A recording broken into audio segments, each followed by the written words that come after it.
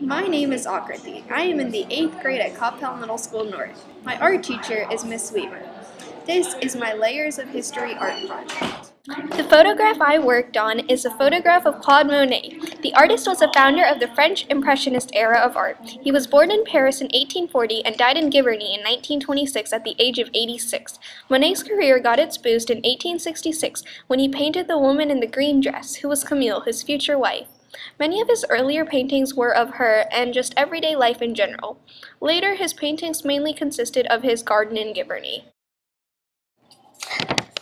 My design was inspired by Gustav Klimt, who was a symbolist painter in Austria during the ongoing Vienna Secession movement. He was born in 1862 and died in 1918.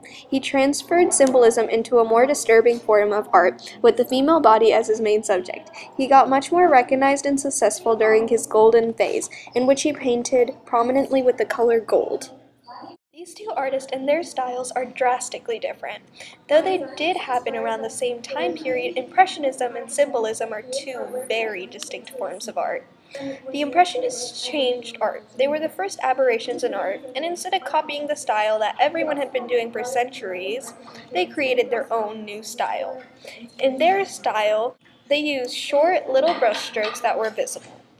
The visibility of these strokes varied in different artworks, but it was the first time that it was not completely realistic as it had been for so long. They also painted the effects of light differently.